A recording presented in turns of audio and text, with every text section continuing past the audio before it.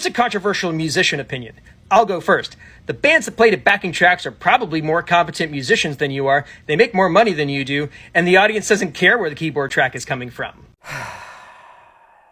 What's going on, everybody? My name is Adam. This particular post on TikTok got a lot of attention, so I figured it was time to do a deep dive on the ins and outs of backing tracks for bands. Before we go any further, if this is a topic that you're like completely against or opposed to or think it's cheating, just keep on scrolling. This video is not for you. For the rest of us, there's a lot of reasons why adding backing tracks to your live show could add huge value and help you make more money in the cover or original band market. So what do I mean when I say backing tracks? For the sake of this video, I'm referring to audio tracks that are played along with a live band's performance in order to augment, enhance, or fill out the sound of the musicians on stage. This is usually accomplished by the band playing along to a click track that is synced up with those audio files. Now, in-ear monitors are essential for this process because otherwise you have click track coming up through the floor monitors. But in reality, the drummer's the only one who really needs in-ears because they can count off the other players who can't hear the click. When I first got started playing in a band that used backing tracks, that is what we did because the drummer was the only one who could get in-ear monitors set up consistently at any gig. These tracks can be as basic as a keyboard bed or percussion hits, or as complex as a full orchestra playing behind you. I know a lot of musicians take issue with vocals being in backing tracks, but in some instances you may have harmonies or vocal lines that are pre-recorded for the performers on stage to sing over. Note, this isn't the same as miming or lip syncing in my opinion.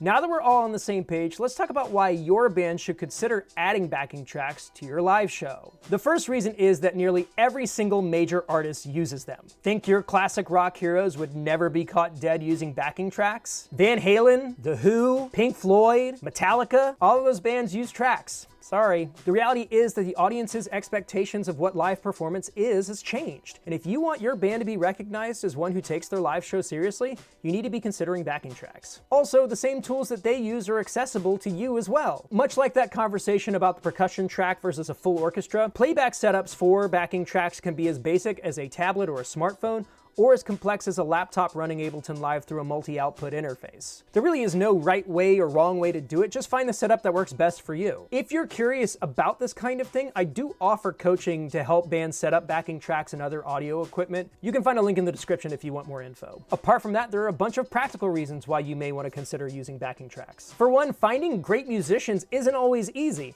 Maybe your town doesn't have any reliable keyboard players, or maybe your rhythm section's really solid but they can't sing. That shouldn't stop you from being able to put on the show that you envision. Also, the general population doesn't care if you're using backing tracks. Why should they? If there are 5 people on stage putting on a great show, why would anyone care if there's an instrument missing?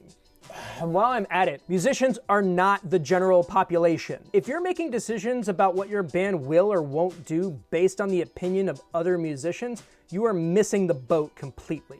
Moving along. Another reason tracks make sense is that you may only need them for a handful of songs. Do you need a sax player? Do you need them for more than just Careless Whispers, Taking It to the Streets, Baker Street, Born to Run, Money, Modern Love, Rio? Damn, I really need to get a sax player. If not, do you think you could find a sax player who would come out to play those handful of songs and then go home and feel good about it? Or could you afford to pay them enough so they would? Now to me, this next one is the biggest win. If your band gets used to playing to a click track, they can play to click tracks for every song on your set. Doing that will instantly make your band sound tighter and more professional. Doing so will also make recording that much easier as you'll already be proficient in that skill. A fringe benefit is it may also help you get subs worked in a lot easier. Is your bass player going to his cousin's wedding the same weekend of the big gig? How are you going to get their fill-in up to snuff in time? Depending on how you're sourcing them, a lot of these backing tracks contain every instrument and the entire sequence of the entire song. If you were asked to fill in for a band, how awesome would it be to get a Dropbox link to a bunch of isolated tracks that show you exactly what you're supposed to be playing? That's how we do it in all of my projects, and it is a lifesaver. One last thing about going down this road, and I promise I'm finished. Being able to function in a band that works this way will instantly make you more marketable as a hired gun. If you're looking to get higher paying gigs, this is a necessary skill. You can fight it all you want, but the reality is this is the way that modern live music is performed. The majority of corporate bands, churches, and major recording artists all perform this way. And if that kind of work is what you aspire to, playing to a click and knowing how tracks work is a ground floor competency to even be considered for that kind of work. To move your way up in the industry and get better gigs, you're just gonna have to get with the program.